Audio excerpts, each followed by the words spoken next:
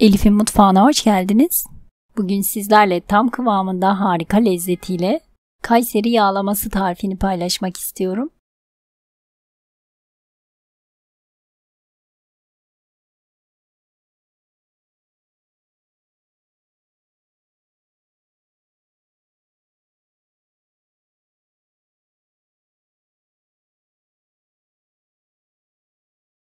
Yoğurma kabına 1 su bardağı ılık sütü alalım. Üzerine 1 su bardağı ılık su, 1 tatlı kaşığı şeker, 1 paket instant maya ve 4 yemek kaşığı sıvı yağ ekleyip karıştıralım.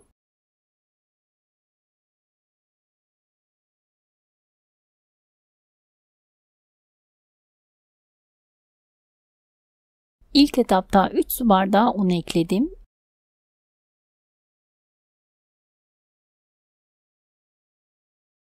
Üzerine 1 tatlı kaşığı kadar tuz ekleyelim ve ununu azar azar ilave ederek karıştıralım.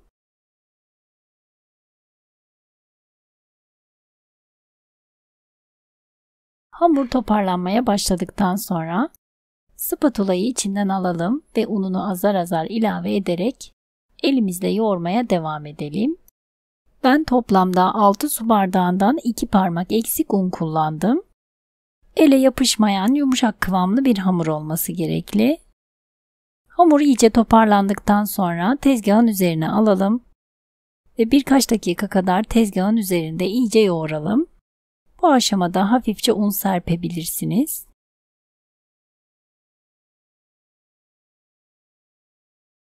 Daha sonra hamuru tekrardan yoğurma kabının içerisine alalım.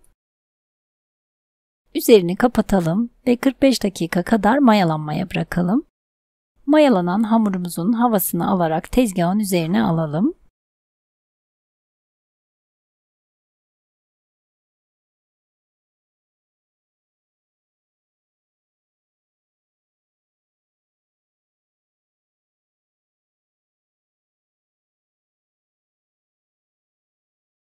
Daha sonra küçük mandalina büyüklüğünde parçalara ayıralım. Ben 19 eşit beze yaptım. Bezelerimizi yumaklayalım. Yumakları isterseniz tavanızın büyüklüğüne göre daha büyük veya daha küçük olarak da yapabilirsiniz. Un serpilmiş tepsinin içerisine yerleştirelim. Ve üzerine tekrardan biraz un serperek buzdolabı poşetiyle üzerini kapatalım. Bu aşamada hamurlarımızı hiç bekletmeden tezgahın üzerine hafifçe un serperek alalım. İster merdane ile isterseniz oklava yardımı ile açalım. Hamurlarımızı tavamıza sığacak büyüklükte açalım. Bana oklavayla açmak daha kolay geldi. Sizin kolayınıza nasıl gelirse siz de o şekilde açabilirsiniz.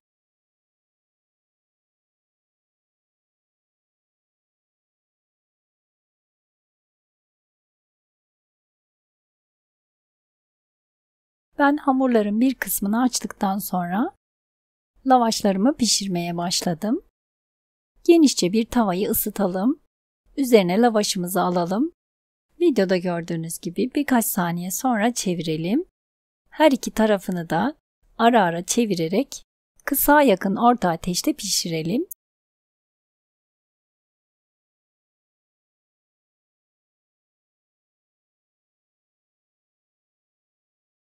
Pişen lavaşımızı bir tabağın içerisine alalım. Videoda gördüğünüz gibi tavada kalan yanmış unları ara ara kağıt havluyla temizleyelim. Daha sonra lavaşlarımızı pişirmeye devam edelim. Ben lavaşlarımın tamamını pişirdim gördüğünüz gibi. Gayet güzel yumuşacık oldular.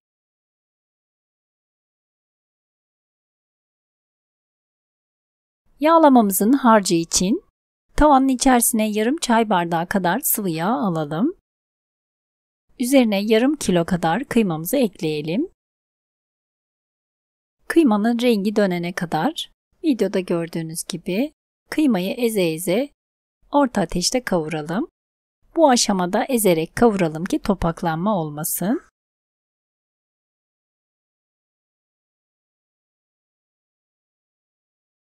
Gördüğünüz gibi kıymanın rengi döndü ve kıyma kendi suyunu bıraktı. Bırakmış olduğu suyunu tamamen çekene kadar orta ateşte kavurmaya devam edelim.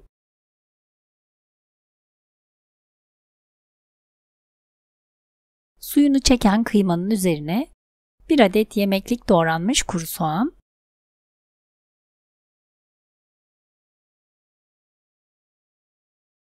ve 2-3 adet ince doğranmış sivri biber ekleyip biber ve soğan hafifçe yumuşayana kadar kavurmaya devam edelim.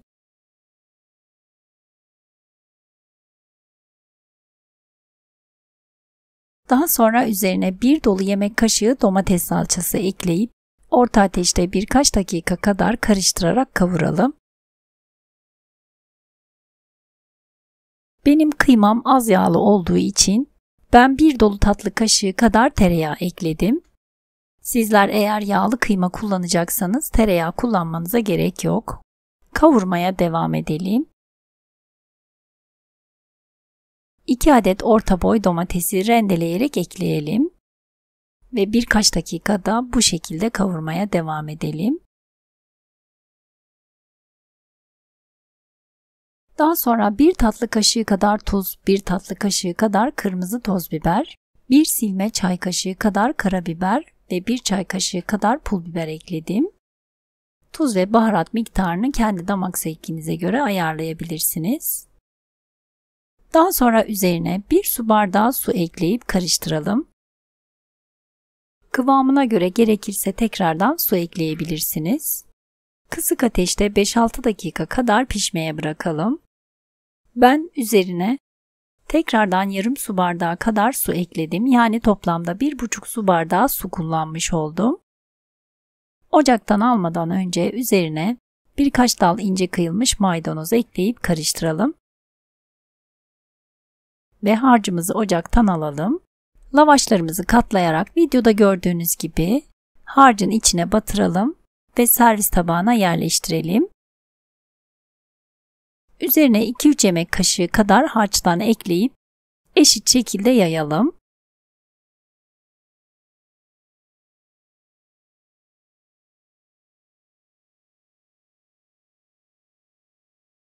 Ve tekrardan lavaşımızı katlayarak harcın içerisine batıralım ve üzerine yerleştirelim. Aynı şekilde üzerine harçtan yayalım. İç harcımız bitene kadar aynı işlemleri tekrar edelim. Ben iç harcım bitene kadar aynı işlemi yaptım. Toplamda 12 adet lavaş kullandım. 12. lavaşı da üzerine yerleştirdikten sonra kalan kıymanın tamamını üzerine dökelim ve yine eşit şekilde üzerine yayalım.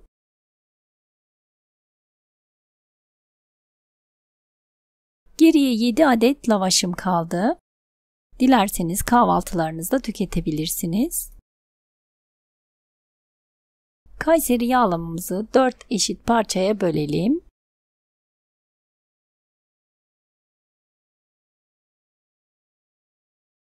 Ben üzerine yoğurt, kıyılmış maydanoz ve kırmızı toz biberle süsledim.